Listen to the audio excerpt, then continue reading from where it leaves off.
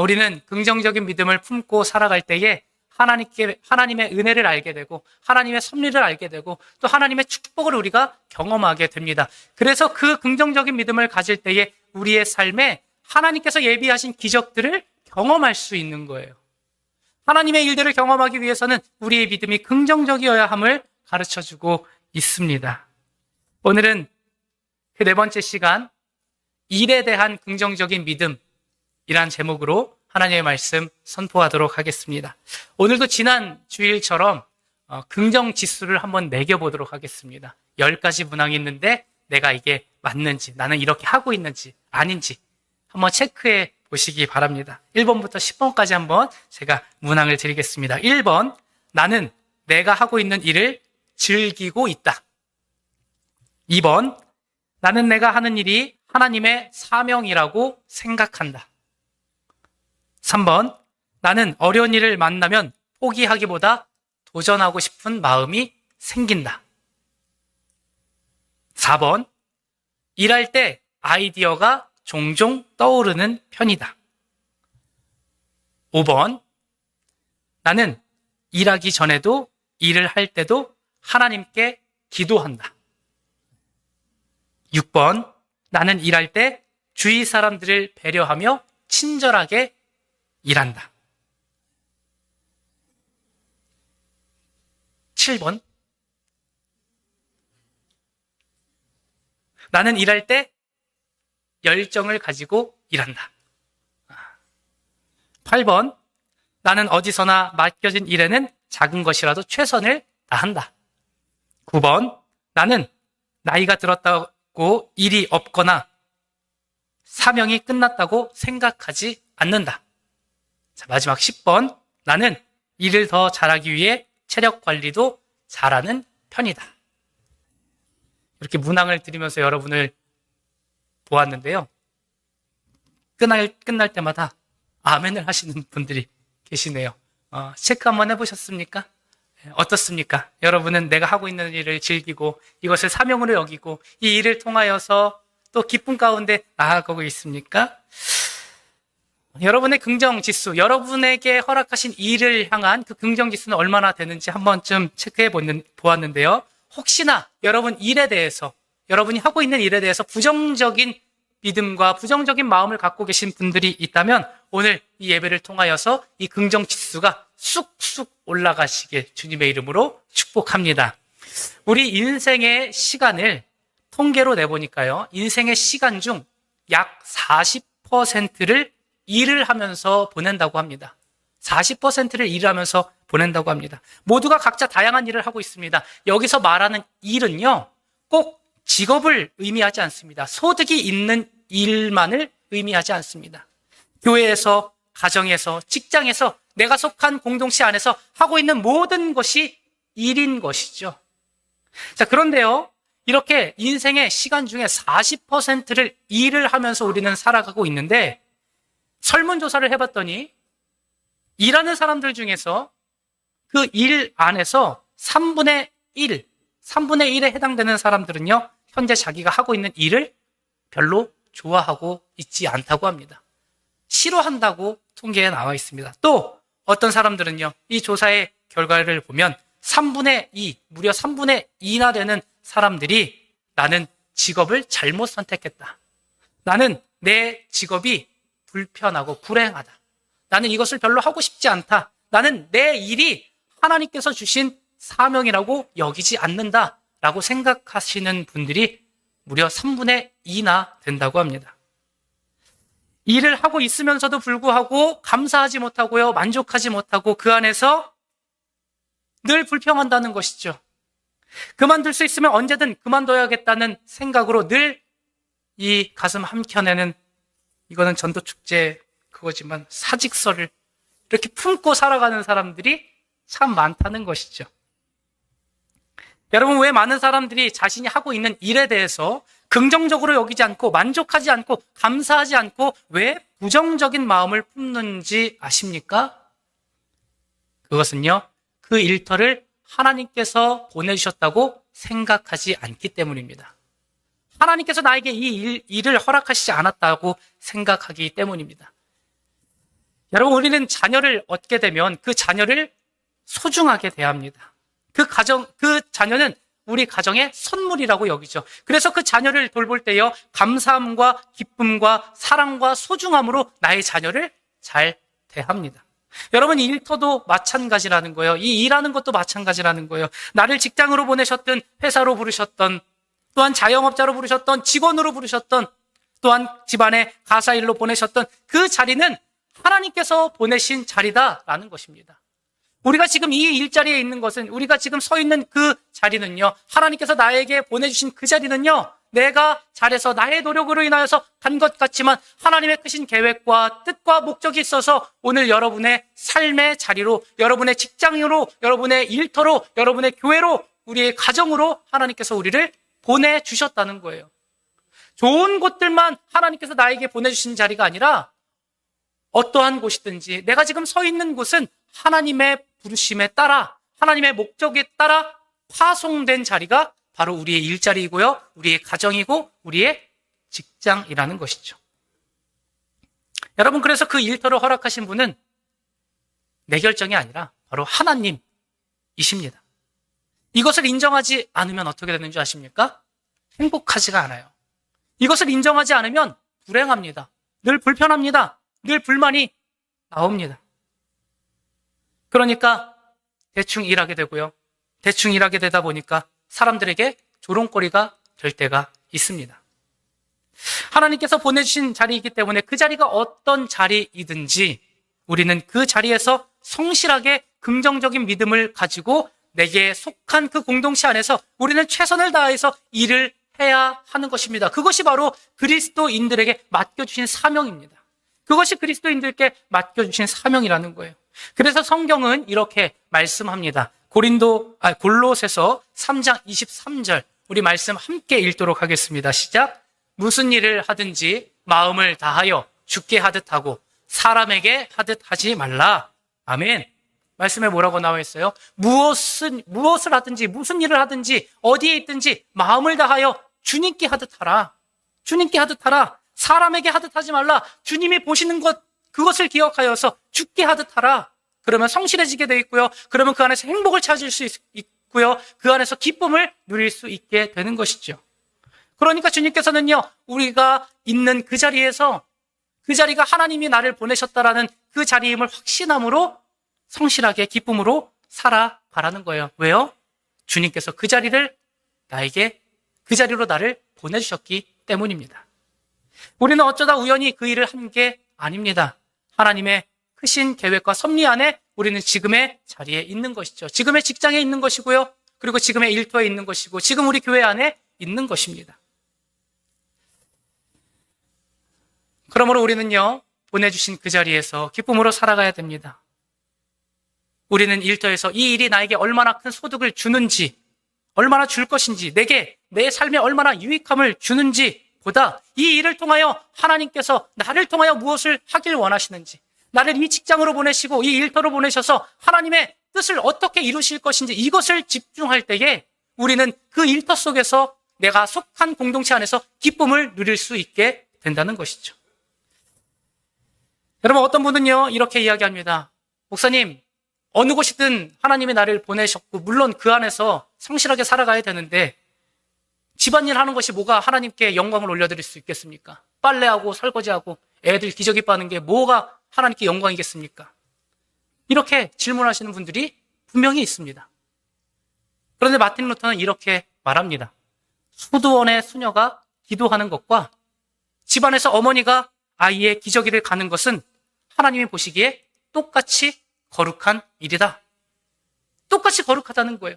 그저 부르신 곳만 다르지 그 안에서 우리가 성실하게 살아갈 때 그 사람이 바로 거룩한 삶을 살아가는 자이고, 그래서 그 사람이 바로 거룩한 인생을 살고 하나님께 영광 올려드리는 삶을 살게 된다는 것이죠.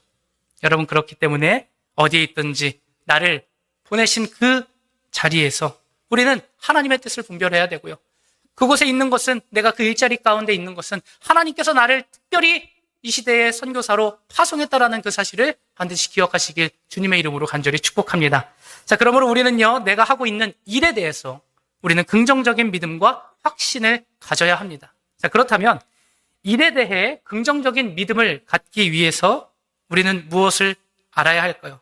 긍정적인 믿음을 가져야 하는 이유에 대해서 세 가지로 함께 말씀을 나누겠습니다. 첫 번째는요, 일터에서 문제를 통해 나의 성품을 변화시키기 때문에 우리는 그 일터를 긍정적인 믿음으로 바라보아야 합니다. 일터에서 문제를 통해 나의 성품을 변화시키시기 때문에 여러분, 모든 직업에는요, 그 직업만이 갖고 있는 독특한 어려움과 문제들이 분명히 있습니다. 모든 일에는 다 문제들이 있고요, 어려움이 있고요, 또 그 안에 고충이 다 있습니다. 목회는 어떨까요? 저를 보면 어떤 생각이 드십니까? 별로 생각이 없으세요? 네. 저는 행복합니다. 왜 못 믿으시죠? 나는 행복합니다.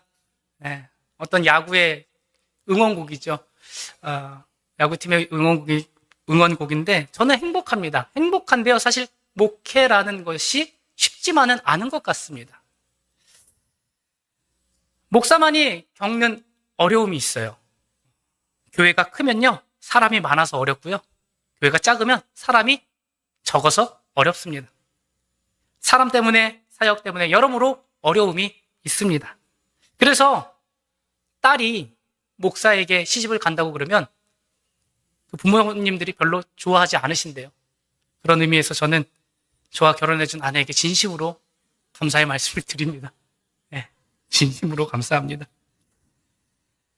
여러분, 그래서 목사를 보면 이런저런 어려운 일들이 있고 참 신경 쓸 게 많을 것 같다라고 해서 어떤 사람은요, 차라리 속 시원하게 교사가 낫지 않을까, 가르치는 일이 낫지 않을까라고 생각을 합니다. 이런 이야기를 교사들에게, 가르치는 직업을 가지신 분들에게 말씀을 하면 그런 소리는 하지도 말라고 이야기합니다.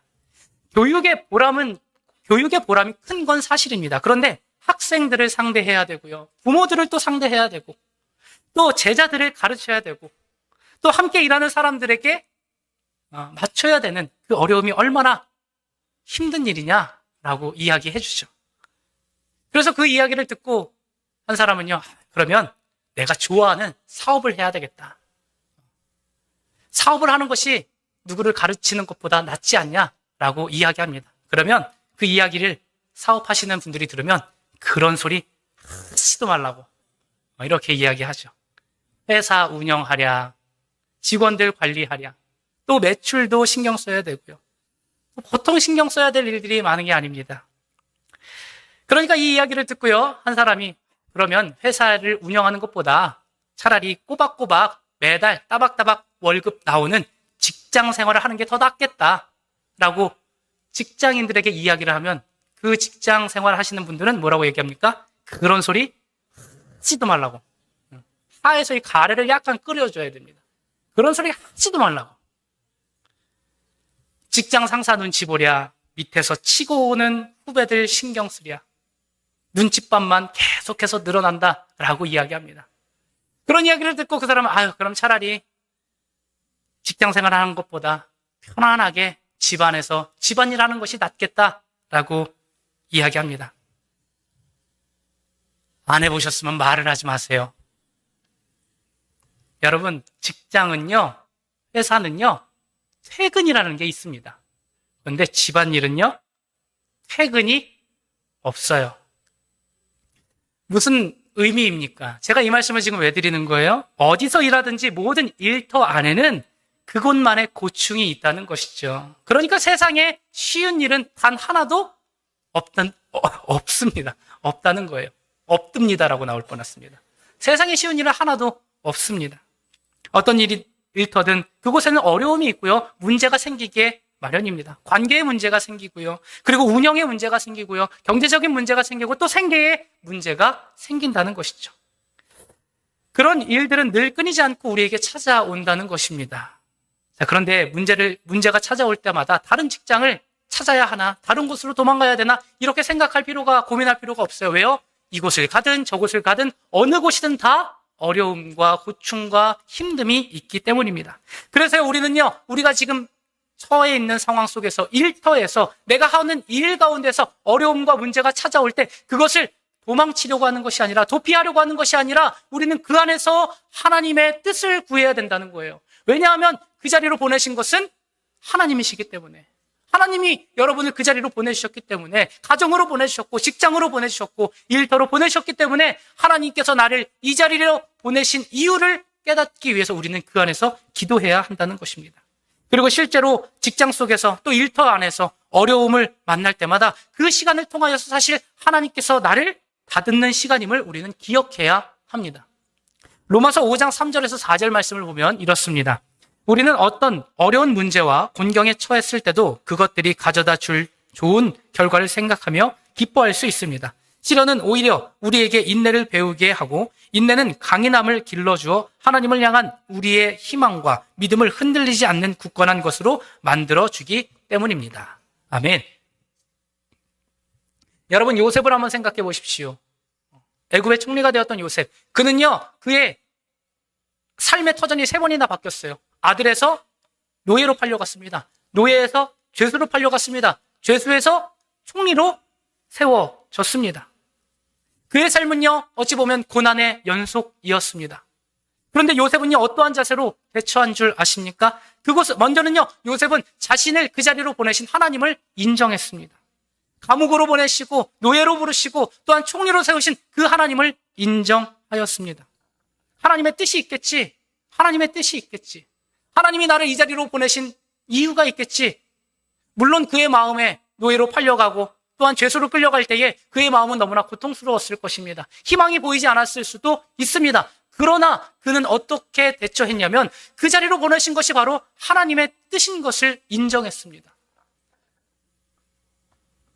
원래 요셉은요, 자신만 알았던 굉장한 이기적인 사람이었습니다. 형들의 잘못을 아버지에게 수시로 고자질하는 그런 고자질쟁이였습니다. 자, 그런데 그가 어려움을 겪으면서 고자질하고 이기적이었던 그의 성품이 어떻게 변화되었습니까? 노예로 끌려가고 감옥으로 끌려가고 그 모든 일련의 과정을 통하여서 그의 마음과 그의 성품을 하나님께서는 하나하나 그 순간순간 만져주시기 시작했어요. 나중에는 형들이 왔을 때 요셉이 그들에게 뭐라고 이야기합니까? 형들 겁내지 마십시오. 나를 이 자리로 보내신 것은 하나님이십니다. 형들은 나를 해하려고 하였으나 하나님께서 나를 앞서 보내셨기 때문에 오늘 저와 형들은 제외할 수 있는 것입니다. 저는 형들을 해치지 않겠습니다. 이기적이었고 고자질쟁이였고 자기만 알았던 그 요셉의 삶과 성품이 완전히 변화된 것입니다. 여러분, 그러므로 우리는 하나님께서 먼저 나의 직장과 사업장과 또 일터로 보내셨음을 인정해야 됩니다. 여러분, 인정하십니까? 여기서 이제 특별 새벽 기도회를 드리신 분과 드리지 않으신 분들이 이제 갈려요. 제가 특별 새벽 기도 때 여러분 인정하십니까? 인정? 그러면 이제 인정이 나와요. 여기서 아멘 나오시면 안 돼요. 다시 묻겠습니다. 여러분 인정하십니까? 네. 안 나오신 분들도 괜찮아요. 이렇게 대답하시면 돼요. 인정하십니까? 왜 여기서만 이렇게 인정이 나와요? 자, 우리 성도 여러분, 인정하십니까? 네. 하나님께서 먼저 나를 이 자리로 보내셨다는 것을 우리는 인정해야 돼요. 그렇다면 어려움과 문제가 찾아왔을 때 왜 나에게 이러한 문제가 찾아왔을까? 왜 나는 이러한 어려움이 나에게 찾아왔을까? 라고 불평하고 불만을 갖는 것이 아니라 그때에 하나님, 나를 통하여서 무엇을 원하십니까? 하나님, 내가 이 자리에서 무엇을 하길 원하십니까? 하나님, 나에게 무엇을 깨닫게 하시기 원하셔서 나를 지금 이 자리로 보내셨고 이러한 일들을 경험하게 하셨습니까? 이렇게 하나님의 뜻을 물을 수 있게 되는 것이죠. 저도 요셉과 같이 이 시간들을 잘 이겨내게 하시고 또한 하나님의 음성을 잘 듣게 하시고 나를 보내신 이 자리에서 하나님께 영광 올려드리며 또한 하나님의 뜻을 이룰 수 있는 주의 백성이 될 수 있도록 인도하여 주시옵소서. 이렇게 기도하고 받아들여야 한다는 것이죠.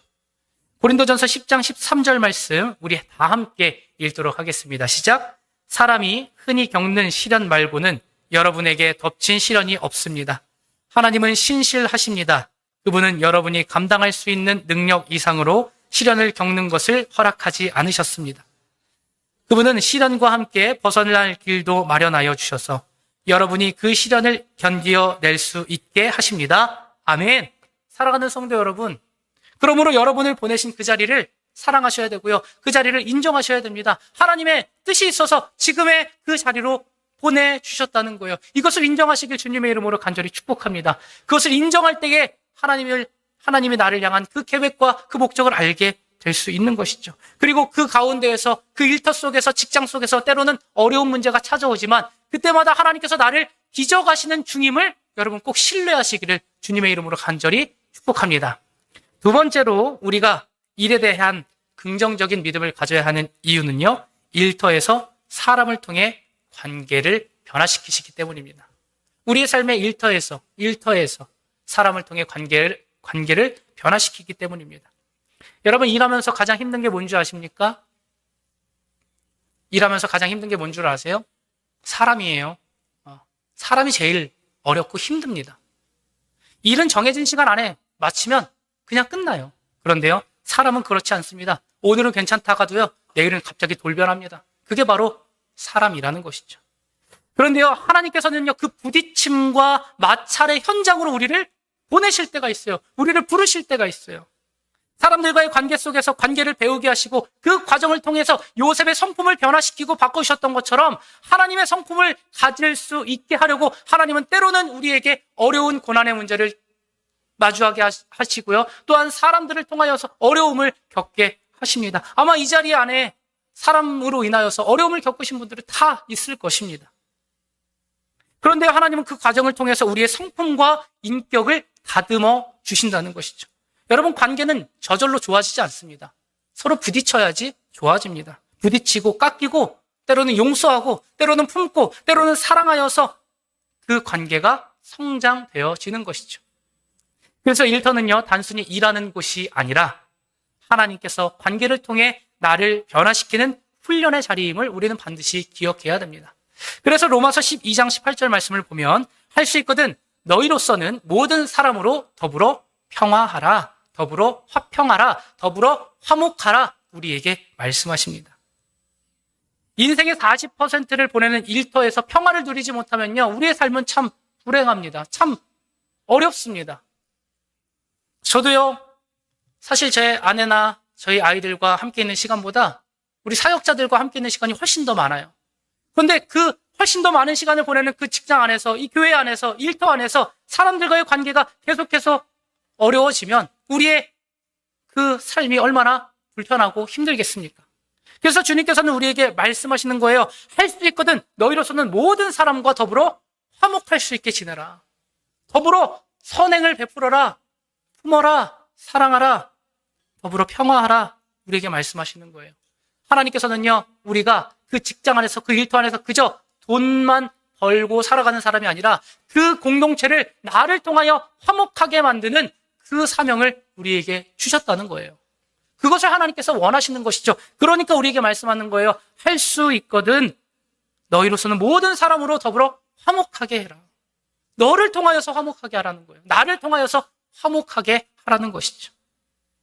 로마서 12장 16절에서 17절 말씀, 서로 한 마음이 되고 교만한 마음을 품지 말고 비천한 사람들과 함께 사귀고 스스로 지혜가 있는 채 하지 마십시오. 아무에게도 악을 악으로 갚지 말고 모든 사람이 보기에 선한 일을 하려고 애쓰십시오. 아멘. 서로 한 마음이 되게 하라는 거예요. 나를 그 자리로 보내신 이유는요, 나를 통하여서 그 공동체가 하나 되게 하시기 위함이라는 것이죠. 교만한 마음을 품을 필요도 없습니다. 저 사람이 나보다 낫다고 낮게 여길 필요가 없어요. 우쭐낼 필요도 없습니다. 하나님께서 나를 보내셨으니 하나님은 나를 통하여 그 공동체를, 그 일터를, 그 직장을, 나의 가정을 화목하게 하시기를 원하는구나. 이 하나님의 뜻을 우리가 알아야 된다는 것이죠. 이걸 모르니까 자꾸 불편한 거예요. 자꾸 불행한 거예요. 자꾸 불만만 나오는 것이죠. 여러분, 우리가 살아가면서 뭐 직장이든지 일터든지 교회든지 상관없습니다. 어느 곳에서든 때로는 나를 힘들게 하는 사람을 만날 때가 있습니다. 여러분, 왜 하나님께서 그 사람 보내주시는지 아십니까? 너 한번 혼나봐라. 너도 한번 힘들어봐라. 라고 하면서 그러한 어려움의 사람들을 보내주실까요? 우리는 흔히 생각합니다. 내가 못한 게 아니라 네가 못한 거야. 내가 나쁜 게 아니라 당신이 나쁜 거야. 라고 착각을 합니다. 물론 나를 힘들게 하는 사람들 보면 실제로 못 왔어요. 참 힘듭니다. 그런데 그 사람을 통해 힘들어하고 있는 나 또한 사실은 못 왔기 때문에 부딪히고 아픈 거예요. 그 사람을 통하여서 힘들어하고 있는 나도 같은 사람이기 때문에 그래서 부딪히는 것입니다. 여러분, 그런데 계속 부딪히고 깎이면 어떻게 되는지 아십니까? 뾰족했던 부분이 이제는 동그래져요. 동그래집니다. 그 과정을 통하여서 하나님께서는 나를 빚어 가신다는 것이죠. 그러므로 때로는 직장 안에서, 일터 속에서, 또 교회 안에서, 우리가 속해 있는 그 모든 공동체 안에서 때로는 나를 힘겹게 하고 나를 왠지 괴롭히는 것 같고 나를 참 못 살게 구는 것 같은 그 사람이 보이들랑 아, 저 사람 참 나쁜 사람이네 라고 하실 것이 아니라 아, 저 사람 하나님이 보내신 사람이구나. 나를 다스리기 위해서, 나를 다듬으시기 위해서 하나님께서 나에게 특별히 보내주신 죄송합니다. 선물이구나. 야, 저런 선물을, 저 큰 선물을 나에게 주셨네. 라고 받아들이시기를 주님의 이름으로 간절히 축복합니다. 세 번째로는요, 하나님은 스트레스를 통해서 우선순위를 변화시키십니다. 우리의 삶 속에서요, 때로는 스트레스가 찾아올 때가 있습니다. 그런데 그 스트레스는 그저 힘들다라는 감정이 아닙니다. 하나님께서 우리의 삶의 방향을 점검하게 하시는 신호등과 같은 거예요. 신호등과 같은 거예요. 에베소서 5장 15절 말씀을 보면 그러므로 여러분은 어떻게 살아가야 할지를 조심하여 지혜롭지 못한 사람처럼 하지 말고 지혜로운 사람처럼 하십시오. 지혜로운 사람처럼 하십시오. 여러분, 지혜로운 사람은 어떤 사람이냐면 바로 순서를 아는 사람입니다. 순서를 아는 사람이에요. 무엇이 우선인지 무엇이 다음인지 그것을 아는 사람이 바로 지혜로운 사람입니다. 그리고 그 지혜를 찾아서 하나님의 뜻을 쫓을 때에 하나님께서는 우리의 삶의 우선순위를 정하게 하시고 그 다음부터 아무리 바쁜 일이라 하더라도 우리의 삶의 우선순위를 정하게 되면 그 다음부터 우리의 마음이 평안해진다는 것입니다. 자, 그렇다면 둘째로 우리가 긍정적인 믿음을 가지고 일하려면 어떻게 해야 될까? 지금까지는 긍정적인 믿음을 가져야 하는 이유에 대해서 말씀을 드렸습니다. 그렇다면 우리가 긍정적인 믿음을 가지고 일을 하려면 우리는 어떠한 자세로 나에게 허락하신 자리에서 일을 할 수 있을까? 첫 번째는요, 직부심을 가지고 열정적으로 일해야 됩니다. 직부심 뭔지 아세요? 자부심 아시죠? 자부심과 똑같습니다. 직장에 대해서, 나의 삶의 일터에 대해서 자부심을 가지라는 거예요. 아유, 어쩔 수 없이 여기 들어왔네. 라고 나에게 허락한 그 일터를 낮게 여기지 마시고 직업에 대한 자부심을 가져야 됩니다. 일에 대한 자부심을 가져야 돼요. 내가 이 가정에 있다라는 자부심을 가져야 되고요. 우리 교회 안에 있다는 그 자부심을 가져야 되고요. 내가 지금 이 일터에 있다라는 그 자부심을 가져야 한다는 것이죠. 어떤 일이든지요, 자부심을 갖게 되면 그 사람은 열정적으로 일하게 됩니다. 그 사람은 열정적으로 일하게 돼요. 자부심이 없으면요, 소극적으로 일하게 됩니다. 별로 신경도 안 써요. 하고 싶은 것들만 합니다. 그런데 우리 그리스도인들, 특히 우리 그리스도인들은요, 이 직부심 플러스 어떠한 것을 또 가져야 되냐면, 어떠한 마음을 가져야 되냐면, 나는 하나님의 대리인으로 여기에 있다라는 자부심을 가져야 합니다. 아까 서두에 말씀드렸죠. 우리를 일터로 보내시고, 가정으로 보내시고, 직장으로 보내시고, 또 삶의 터전으로 보내신 분이 누구십니까? 누구세요? 하나님이시잖아요. 우리를 하나님께서 그 자리로 보내주셨잖아요. 그 자리로 부르셨잖아요. 그러니까 우리는요, 단순히 그 안에서 돈을 벌고 그저 월급만 이렇게 받아 살아가는 사람이 아니라는 것입니다. 골로새서 3장 17절 말씀을 보면 무슨 일을 하든지 무슨 말을 하든지 간에 주 예수의 대리인으로 행동하고 주 예수와 함께 아버지 하나님 앞에 나아가 감사를 드리십시오. 아멘. 무슨 일을 하든지 무슨 말을 하든지, 그러니까 우리가 어느 곳에 속해 있든지 우리는 어떻게 행동하라고요? 예수의 대리인으로 행동하라는 거예요. 예수의 대리인으로 행동하라는 거예요. 예수님의 사랑으로 내가 살아가라는 거예요. 내가 하고 싶은 대로, 내가 원하는 대로 살아가는 것이 아니라 예수 그리스도의 대리인으로 우리가 살아가야 한다는 것입니다. 우리는 단순히 월급을 받기 위해 일하는 사람이 아닙니다. 하나님의 하나님은 우리의 일터를, 우리의 성품을 다스리고 또 관계를 배우며 삶의 우선순위를 바로 세우게 하시고요. 또 그곳을 거룩한 영혼 구원의 현장으로 바꾸길 원하십니다. 그래서 우리를 그 자리로 보내주신 거예요. 그 자리로 우리를 파송하신 거예요. 우리는 그 자리에 있는 선교사라는 것이죠. 여러분, 세상 사람들은요, 누구를 통하여서 그리스도인들을 접할까요? 그들은요, 교회에서 예수님 믿는 사람들을 볼 수 없습니다. 왠 줄 아세요? 교회에 안 나와요. 세상 사람들은 교회에 오지 않습니다.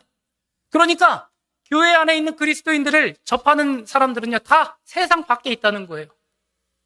세상 사람들은요, 그러니까 저와 여러분을 통하여서 하나님을 보게 되는 거예요. 저와 여러분을 통해서 하나님을 보고 저와 여러분을 통하여서 예수님의 섬김을 경험하게 된다는 것이죠. 어디서 그들이 예수님의 사랑을 경험할 수 있겠습니까? 교회에 안 나오는데 어떻게 알아요? 전혀 몰라요. 우리의 일터 속에서, 그 안에서 하나님을 경험하는 것이죠. 누구를 통해요? 나를 통해서.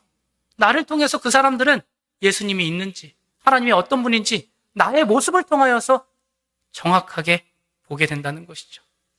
여러분, 그래서 주님께서 우리에게 말씀하시는 거예요. 무엇을 하든지 예수의 대리인으로 행동하라.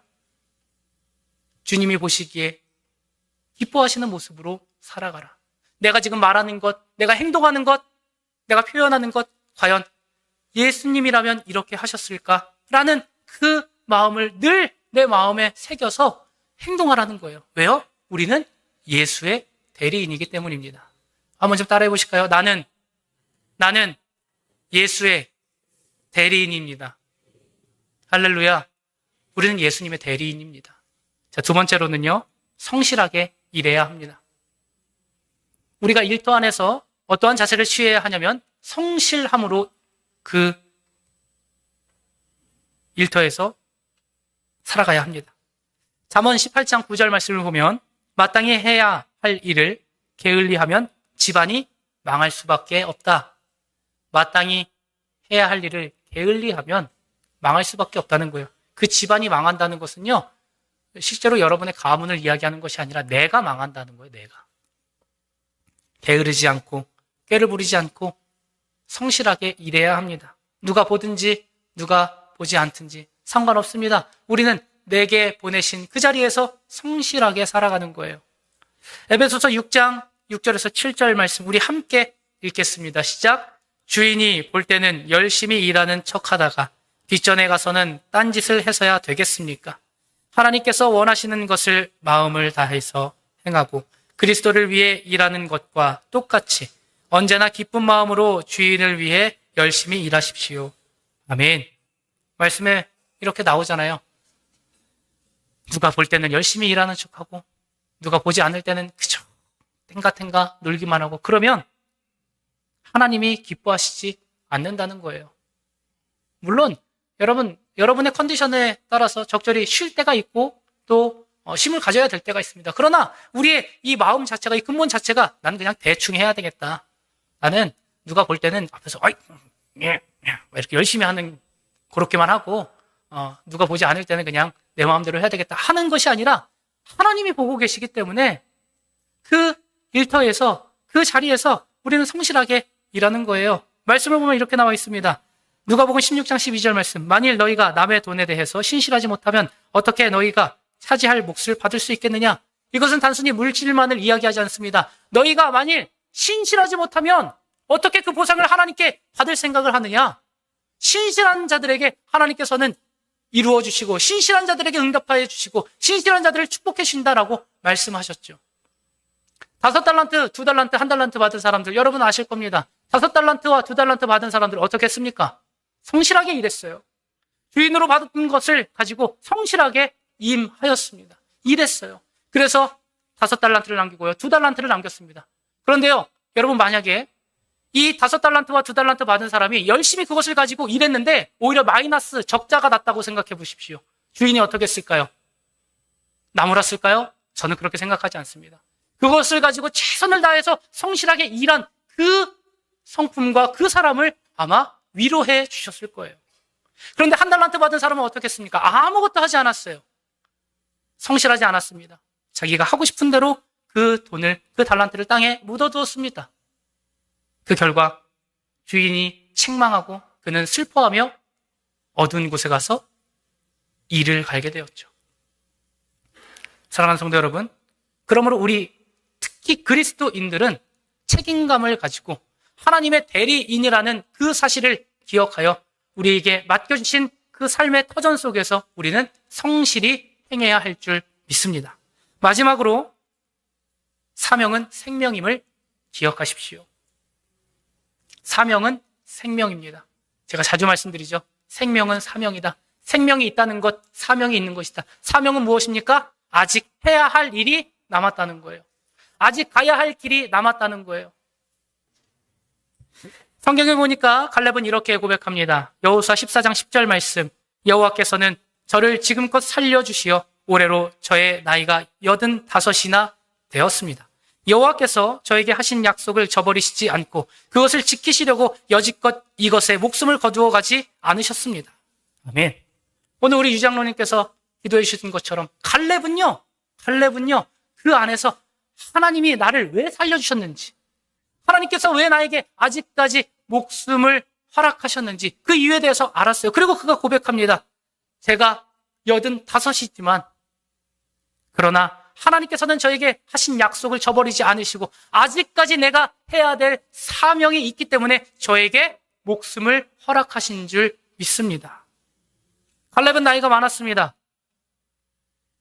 그러나 살아있다고 또 살아가는 중에 그는 불평하지 않았습니다. 자기에게 생명이 있다는 것은 아직 나에게 해야 할 일을 남기셨다라는 그 하나님의 은혜를 기억하였습니다. 여러분, 그러므로 우리는 오늘 이렇게 숨을 쉬며 살아갑니다. 저와 여러분은 하나님의 은혜로 살아가고 있고 또 지금 살아가고 있다는 것은 하나님께서 저와 여러분을 통하여 이루시고자 하는 일이 아직 있기 때문에, 아직 우리가 주님의 전으로 가지 않은 이유는요, 아직 하나님께서 나의 목숨을 허락하신 이유는요, 나를 통하여 아직 이루실 일이 있기 때문에 오늘 저와 여러분을 이 자리로 부르신 줄 믿습니다. 사랑하는 성도 여러분, 이제 말씀을 맺겠습니다. 우리는 일터 속에서요, 하나님 앞에 기도해야 됩니다. 하나님, 내가 이 일이 나에게 나를 보내신 이 자리가 하나님이 특별히 세우시고 보내신 자리임을 기억하게 하여 주시옵소서. 그래서 내가 처해 있는 곳을 정결하게 하여 주시고 부흥케 하여 달라고 우리는 기도해야 됩니다. 또한 이 예수 그리스도의 십자가 보혈의 은혜가 이 예배당에서만 있는 것이 아니라 하나님, 내가 속한 모든 곳에 하나님의 은혜가 있게 하여 주시옵소서. 하나님의 은혜가 그 자리에 임하게 하여 주시옵소서. 나의 직장 안에, 나의 일터 안에, 나의 가정 안에 하나님의 은혜가 있어서 내가 하나님의 대리자로 살아갈 때에, 대리인으로 살아갈 때 나를 통하여 선한 그 예수 그리스도의 복음이 전파될 수 있도록 인도하여 주시옵소서. 여러분, 이것을 위하여서 기도하시길 주님의 이름으로 간절히 축복합니다. 그러므로 여러분의 일에 대해서 긍정적인 믿음을 가지시기를 축복합니다. 긍정적인 믿음을 가지시고 또 일터에서, 직장에서, 또 사업장과 학업 안에서 모든 영역에서 하나님의 기적을 경험하는 저와 여러분 되시길 주님의 이름으로 간절히 축복합니다.